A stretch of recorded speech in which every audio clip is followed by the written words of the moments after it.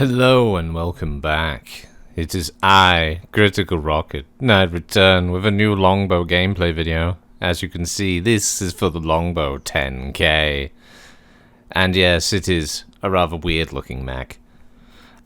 So that's just it in the mech lab. As you can see, it's got weird cavernous arms. But why? Why? What's in these cavernous arms of which the Longbow is famously known for having missiles? Well, I'll tell you.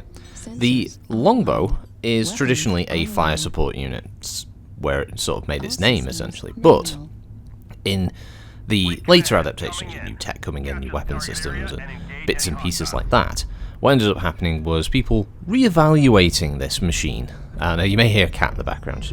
Yeah, you probably do. Anyway, it's a re-evaluation of the machine to have a ability to engage at close quarters, and as new tech came in, obviously different factions within the Inner Sphere started to re-evaluate the machine, especially in the advent of obviously more modern and better equipped fire support machines. You have things like the Salamander, for instance, carrying far more missile capable weaponry, that kind of thing. So the Longbow wasn't necessarily forgotten, it was re-evaluated, and a couple of them existed. The 7V is a good example of an attempt at turning the Longbow into a machine that can engage at close range and do a lot of damage, and that's one I'll get round to. The 10K was just the next one on the list. Realistically, I probably should have picked the 7V, but nah, either way, we'll get back to that. So this is the 10K. This is a twin Ultra 20, as you've probably seen, with an ER large laser and a medium pulse. The pulse is head mounted, giving it a high energy hardpoint, and the ER large is in the center torso. And obviously both of the arms are for the twin Ultra 20s. Now, the machine is called a 10K, which would denote a Kitteh origin. But the two biggest weapon systems are built by the Lyran Alliance. Now, I don't see it as being unbelievable that the Kittehs either didn't start building their own past a certain point, or that they didn't just buy some off the Lyran Alliance, who definitely would have needed some of the cash at the time, especially after they split from the Federated Commonwealth after the Civil War. So that could have been the case. I'm gonna err at the moment on it being a Kitteh model for now, until something else comes up, or if anybody knows in the comments, I'll correct it or add it to as a note in the description. But as far as I am aware, this is a Kitteh model, and it's got plenty of ammo. It has I think it's 6 ton by default of AC ammo, which AC-20s isn't a hell of a lot, obviously, but it's enough to allow this thing to get up close and just literally start tearing stuff apart. And the only really drawback of it is that it's very slow still, which is the biggest issue that I think all Longbows suffer from. It's just poor engine speed is what causes it to really get caught out. It's not bad for a mech that is traditionally fire support, because it's hanging around at the back of the line or at the back of a battle group, obviously providing its LRM support. But when you start turning a machine like this into something that's more geared toward getting in the face of other big mechs and quickly ripping them apart, speed probably should have been a consideration here. As far as I remember, it doesn't have an XL engine, I don't think. No, I think it's still standard, which explains the slower speed. The ammo in this, in MWO, it works. It's perfectly fine. You know, you put skills on the thing as well, and it'll do a lot of damage very quickly. And this is me going up against a Nightstar, obviously a custom Nightstar, not the legit beauty that is the regular Nightstar. Now this is somebody's horrific, monster version of it. It's got like racks and stuff, but I managed to kill it.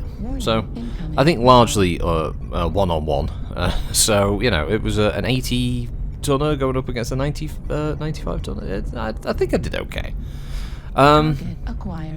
Yeah, for MWO, I don't think a lot of people will like this particular version, even if it is a ballistics capable one, as an assault mech and all the rest of it. Mainly because it's big. It's a huge mech in terms of where its main weapons are housed. Obviously, a lot of people in MWO are very good at doing things like pinpoint alphas, and the arms are obviously the biggest target on here. You shoot the arm off, and you lose a huge amount of firepower. It's got energy hardpoints in the head and the CT, sure, but that's not where most of your business is going to be, dealt from. It's going to be the arms. The wide arms also don't help in certain maps, obviously, because, you get too close to the terrain. Hey, one of your arms is now shooting a wall. So, not the best. a map like this, a bit more wide open, yeah, not terrible. I think overall what I managed to do here wasn't too bad. You know, I got 2 kills, I think, in total. I think everyone can see what's coming here. You can see how bright red that CT is. It's cherry. It's ready to pop.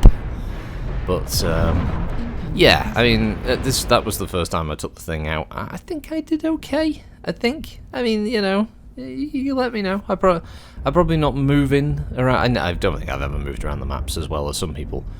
Probably have honed their skills in the arenas of MechWarrior Online, but for me, it's not too bad. Would I recommend? It's fun. It's one of those little silly kind of builds in this game. Obviously on tabletop, fucking terrifying. MWO, yeah, probably a different story.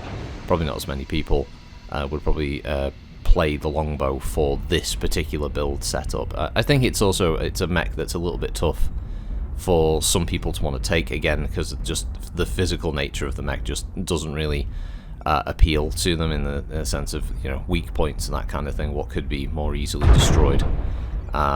Especially, as I said, by high alpha, like energy hardpoint you know, mechs that can do like a huge burst of damage and then they can go back around a corner to cool off. Mechs like this definitely suffer against those kind of builds. So yeah, not much else to talk about. It's kind of annoying when they have they have these interesting builds, but there's not really much of a write-up for them. But yeah, I mean, overall, would I recommend the Longbow pack? It's certainly for the nostalgia. But if you don't really have much of a connection to the Longbow, it's not a must-have, you know. So I enjoyed it though. I think it's fun. It's very different from a regular Longbow, but I'll have to leave it there. So until next time, thanks for watching. Goodbye, everybody.